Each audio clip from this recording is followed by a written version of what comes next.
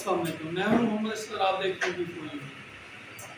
आज हम बात करेंगे डायलिसिस के ऊपर कि डायलिसिस क्या होते हैं, कैसे होते हैं, क्यों होते हैं और डायलिसिस कब ज़रूरी होते हैं और डायलिसिस मुफ्त कैसे होते हैं। सारी बातें आपको कहूँगा, मैं आपको वीडियो ध्यान से देखिए। तो अगर आपने सब्सक्राइब नहीं किया तो मेरे चैनल को सब्सक्राइब करें और शेयर ज़रूर करें ताकि मेरा ये मैसेज हर उस शख्स तक पहुँच सके जो डायलिसिस करवाता है या जिसको डॉक्टर डायलिसिस तजवीज़ की है ताकि उनका भला हो सके। और ये सब कुछ मैं इसलिए कह रहा हूँ कि मैं खुद भी डायलिसिस का मरीज़ हूँ। मैं डायलिसिस करवा रहा हूँ पिछले तकरीबन 3-4 साल से।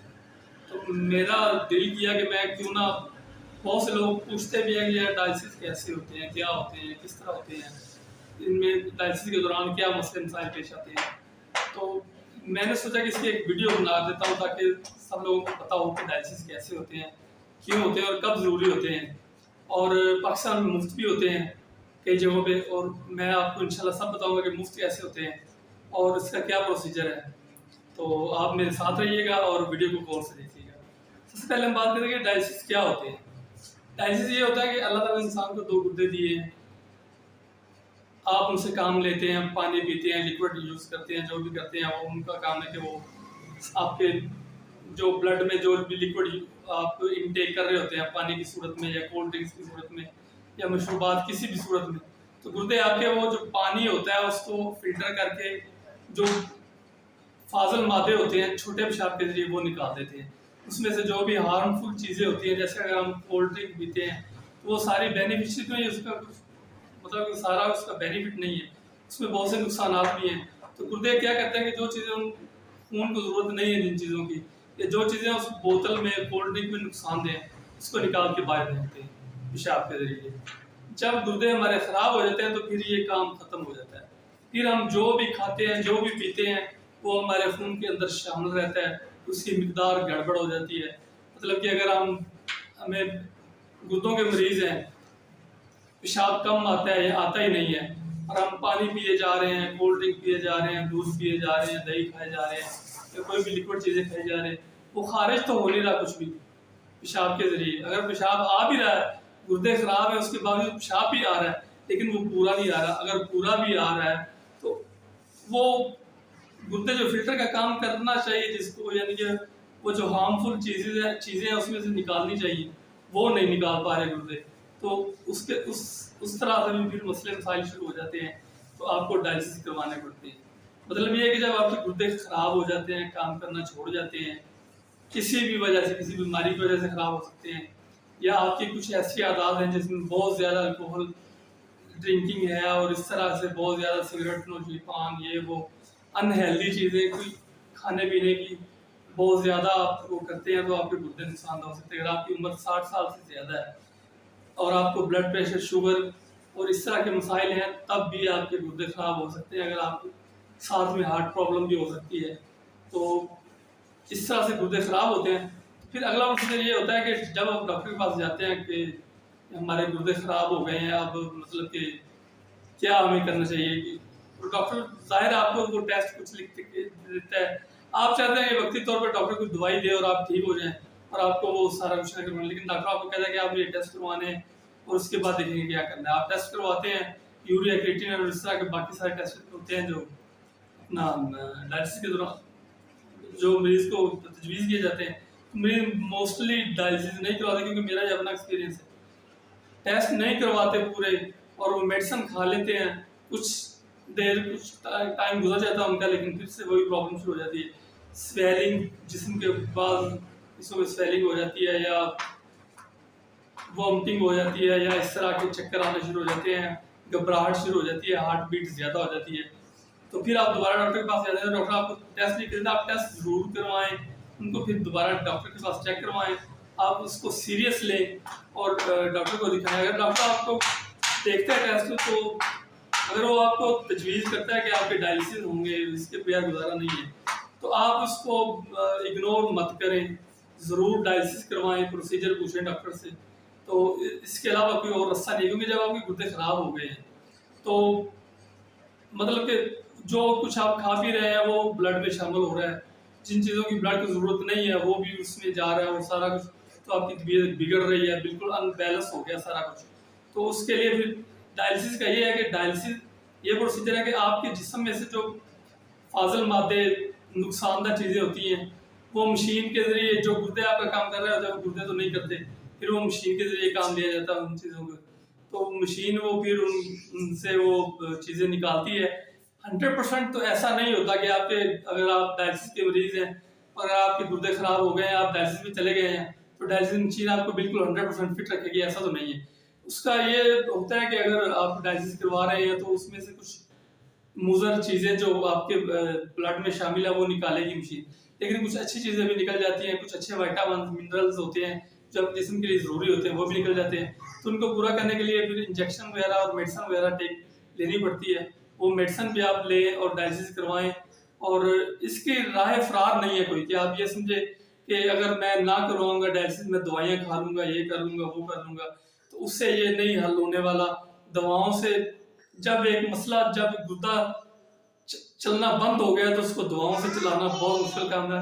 हाँ, बहुत ही इनिशियल स्टेज पे है या कोई टेम्परेरी बीमारी की वजह से हुआ है तो वो गुर्दा रिकवर हो जाता है, लेकिन अगर क्रोनिकल डिजीज हो गई है, पुरानी मर्ज है, उम्र 60 साल से ज्यादा है, ब्लड प्रेशर शुगर बहुत ज्यादा है, तो आपका गुर्दा रिकवर नहीं कर सकेगा और ना ही आप सस्टेन कर सकेंगे कि बगैर डायलिसिस के आप उसको खुद को मेंटेन करें। आपको डायलिसिस करवाने पड़ेंगे और डायलिसिस करवाने चाहिए।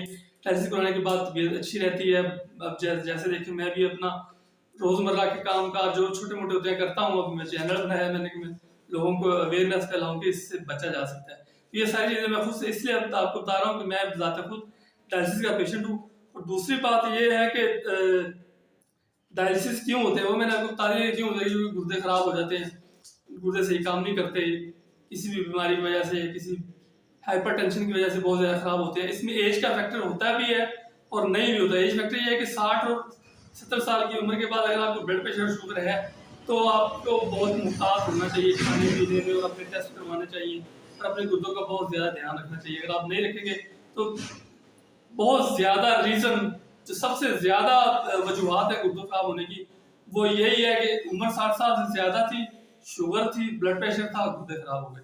ये बहुत ज़्यादा है, तो इसको प्लीज़ इसको अपने ध्यान में रखें। और उसके अलावा अगर आपके गुर्दे काम नहीं करते तो फिर आपको डायलिसिस पे जाना पड़ेगा।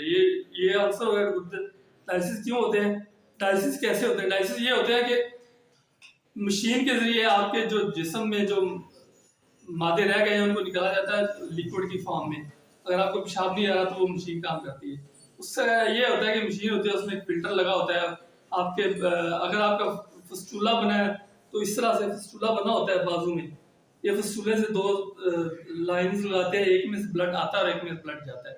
जिसमें से ब्लड आता है वो बॉडी से ब्लड लेके फिल्टर को प्रोवाइड करती है। फिल्टर जब उसको फिल्टर कर लेता है, उससे एक प्रोसेस होता है, उसमें कुछ पानी वगैरह ऐड हो रहा होता है मशीन के जरिए, और कुछ मेडिसिन ऐड हो रही होती है, वो पानी में ऐड होकर ब्लड में ऐड होती है। ब्लड में से फिर कुछ जो आपकी कुछ चीज़ें हैं जो निकालनी ज़रूरी होती हैं वो निकाल रही होती है, और दूसरी साइड से जिस ब्लड वापस रिटर्न आपकी बॉडी में आ रहा है तो फिल्टर से साफ होके आ रहा है।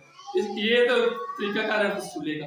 दूसरा होता है अगर आपके वो फस्टूला है या अभी बना नहीं है, अभी डॉक्टर ने आपको टेम्परेरी नेक लाइन डाली है यहाँ पे जब बिल्कुल शुरू में आप डॉक्टर के पास जाते हैं तो डॉक्टर कहते हैं कि अभी डायलिसिस करवाने ज़रूरी है, तो फिर आपको वो यहाँ पे एक नेक लाइन डालते हैं, उसके ज़रिए फिर वो डायलिसिस करते हैं। यहाँ पे फिर अटैच करते हैं मशीन के पाइप और उनसे वो मतलब कि आपके वो डायलिसिस होते हैं।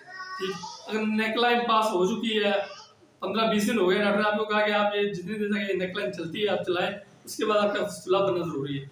तो उसी दौरान आप ये 1-1.5 महीने से ज़्यादा नहीं चलती, इससे इन्फेक्शन हो जाता है, तो वो फस्टूला ज़रूरी होता है।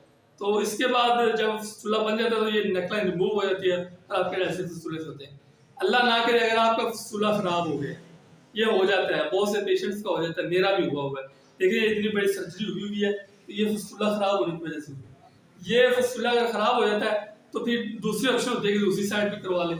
दूसरी साइड में इस तरह से दूसरी साइड में फस्टूला बनता है। लेकिन मैं आपको दिखा सकूँ, ये देखें, ये दूसरी साइड में फस्टूला बना है, लेकिन ये सही नहीं चला। इसके फिर बहुत लंबा सा एक ऑपरेट भी हुआ और वो उसको फिर भी मतलब कि नहीं चल सका। ये इसमें प्रॉब्लम आ गई, कोई इन्फेक्शन वगैरह था, वो नहीं क्लियर हो रहा था। तो दोनों फस्टूले बने मेरे और दोनों खराब हो गए। अब मेरे पास क्या ऑप्शन थी, अब मुझे डॉक्टर ने तजवीज़ किया कि आप नेक ये टेम्परेरी एक लाइन होती है नेक लाइन, वो नहीं, आप ये परमानेंट लाइन लगवाएं। परमानेंट लाइन चेस्ट के ऊपर लगती है और वो तकरीबन परमानेंट का मतलब ये नहीं है कि वो पूरी उम्र ही आपके काम करेगी। परमानेंट लाइन वो इस देश में बोलते हैं कि वो कुछ साल, 1.5 साल, 2 साल, 3 साल तक चल जाती है, जितनी ज्यादा एहतियात करें उतनी ज्यादा चल जाती है। उसके बाद अगर वो खराब हो जाए तो उसके फिर कई तरीके हैं, उसको ब्लॉक हो जाए तो हम ब्लॉक कर लेते हैं। अगर उसमें कोई इन्फेक्शन आ जाए तो उसके मेडिसिन से क्लियर कर लेते हैं। अगर बिल्कुल ही वो जवाब दे जाए, मतलब बिल्कुल ही ना चले, मेरे साथ भी ऐसा हुआ है कि वो बिल्कुल किसी भी तरीके से वो अगर ऑपरेट नहीं कर रहे तो फिर उसको रिमूव करके नई लाइन डालते हैं। वो बड़ा रिस्की सा काम होता है कि वो नई लाइन दोबारा चलेगी नहीं चलेगी। अगर वो भी नहीं चलती तो फिर और भी इसके प्रोसीजर होते हैं। पेट से सर्जरी करके यहाँ पे फिर एक बैग लगाते हैं, बैग आपके थाई के साथ टाई कर देते हैं तो उससे भी आपका काम चल जाता है। और भी इसके अलावा बहुत से प्रोसीजर हैं। तो ये मैं आपको दिखाना चाह रहा हूँ कि ये मेरी परमानेंट लाइन अब लगी हुई है। ये देखिए, ये परमानेंट लाइन, इसको बोलते हैं परमानेंट लाइन। ये देखा, एक ब्लू और एक रेड लाइन है। ब्लू में जो ब्लड है वो, एक में ब्लड आता है, दूसरी में ब्लड जो है वो यानी कि क्लीन होके साफ होके दोबारा से वापस बॉडी में चला जाता है। ये होते हैं डायलिसिस, ये होता है इसका प्रोसीजर और इस तरह से होते हैं। और इसमें आप बहुत से लोग पूछते हैं यार ये डायलिसिस के मतलब गुर्दे वाश होते हैं, तो ये कैसे वाश करते हैं, पता नहीं क्या गुर्दों को कोई निकाल के धोते हैं या डॉक्टर उनको वाश करते हैं, क्या करते हैं वो हमें बताएं कुछ। तो फिर मैं उनसे कहता हूँ कि यार वो इस तरह का कोई प्रोसीजर नहीं है कि वो गुर्दे निकालते हैं या आपका ऑपरेट करते हैं फिर उनको वाश करते हैं। तो जाहिर है हमारे लोगों को नहीं पता कुछ को, तो वो बड़ा तजस्सुस का शिकार होते हैं और बड़े परेशानी का शिकार होते हैं कि जी हमारे किसी रिश्तेदार को डॉक्टर ने गुर्दे वाश करवाने का कहा है, तो इस तरह से मुस्लिम आए। तो फिर वो मैं उनके लिए ये कहता हूँ कि कुछ भी नहीं होता, कोई तकलीफ नहीं होती, कोई मसला मसाइल नहीं होता।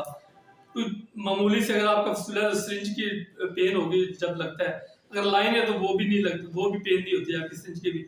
आप बिल्कुल रिलैक्स होकर बेड पे लेटे होते हैं और आपके डायलिसिस हो रहे होते हैं, आपको सुकून मिलता है। बल्कि आपका जो बोझलपन होता है, जो पानी वगैरह बढ़ा हुआ होता है, आपकी स्वेलिंग हुई होती है, वो निकल जाता है पानी 2-3 दिन तक। तो आप 2-3 दिन तक फिर थोड़ा बहुत पानी वगैरह पी सकते हैं। 2-3 दिन के बाद फिर वो सिचुएशन दोबारा आ जाती है कि फिर बॉडी में पानी बढ़ जाता है और कुछ चीज़ें जो आते हैं वो क्रिएटिनिन वगैरह और यूरिया, ब्लड यूरिया और इस तरह की चीज़ें ज़्यादा हो जाती हैं। तो वो फिर उनको डायलिसिस पे आप जाते हैं तो वो फिर निकल जाती है। तो कोई इसमें परेशानी तो है, लेकिन इस तरह से परेशानी नहीं है कि आपको कोई तकलीफ होगी या कोई ऑपरेट होगा या इस तरह का कोई मसला नहीं है। ये इससे डरने या झिझकने की बात नहीं है। कुछ मरीज होते हैं वो बहुत ही दिल बर्दाश्त हो जाते हैं, तो अब कैसे गुर्दे वाश होंगे, अब क्या होगा हमारा। तो वो जब तक अल्लाह ने आपको ज़िंदगी दी है वो तो आपने गुजारनी है इंशाल्लाह, उसमें कोई मसला नहीं होता। और तीसरा ये है कि डायलिसिस मतलब कि कुछ लोग बेचारे अफोर्ड नहीं कर सकते, बहुत कॉस्टली है ये, बड़ा महंगा इलाज है इसका, डायलिसिस का और गुर्दों का। तो लोग परेशान होते हैं कि हम मतलब कि कैसे अब ये अफोर्ड करें, हफ्ते में 2 या 3 दफ़ा गुर्दे वाश कराएं, 5-7 हज़ार रुपये का खर्च है, मेडिसिन दवाइयाँ अलग है, आना जाना अलग है, टाइम का भी इशू है। हाँ, मैं ये भी बता चलूँ कि टाइम कितना लगता है गुर्दे वाश में। टाइम जो डॉक्टर रिकमेंड करता है वो कम से कम 4 घंटे है। हफ्ते में 3 मरतबा 4 घंटे का एक सेशन होता है। बाद लोग हफ्ते में 2 दफ़ा 4 घंटे का सेशन करवाते हैं, तो बाद लोग हफ्ते में 3 दफ़ा 3 घंटे का सेशन भी करवा लेते हैं, 3.5 घंटे का भी करवा लेते हैं। तो बीमारी की नोयत और बंदे की अपनी कैपेसिटी के ऊपर होता है कि वो 4 घंटे का बर्दाश्त कर सकता है तो करवाते हैं, और अगर वो नहीं कर सकते तो असल में कहना चाहता कि जो बेचारे अफोर्ड नहीं कर सकते, 5-7 हज़ार रुपये पर डायलिसिस के एक्सपेंसेस हैं, ठीक है। उसके बाद मेडिसिन ये वो डाल के तो बहुत काम आगे निकल जाता है। तो वो बड़े परेशान दिखाई देते हैं कि अब हमारे गुर्दे, हमारा मरीज है, भाई है या कोई जानने वाला रिश्तेदार है, तो अब क्या करें, हम तो अफोर्ड ही नहीं कर सकते, हमारे पास इतने पैसे भी नहीं है और गवर्नमेंट हॉस्पिटल में जगह नहीं है, वो इतनी जल्दी रखने को तैयार भी नहीं होते, वो बात ही नहीं सुनते कि आपके डायलिसिस ऐसे कैसे हो सके, आप आ जाओ आपके डायलिसिस करो। ऐसा कुछ भी नहीं है, कहीं भी कोई भी नहीं करता इस तरह से, जाते ही आपको अकोमोडेट कोई भी नहीं करता। वो मैं आपको तरीका बताता हूँ कि आपने क्या करना है कि आपने किसी अच्छे सरकारी हॉस्पिटल में जाना है, ठीक है। जैसे PKLI हो गया, जिन्ना हॉस्पिटल हो गया, जनरल हॉस्पिटल हो गया, मेयो हॉस्पिटल हो गया, गंगाराम, या इसके अलावा कुछ ट्रस्ट हैं, बिल्किस हॉस्पिटल है, और एक ये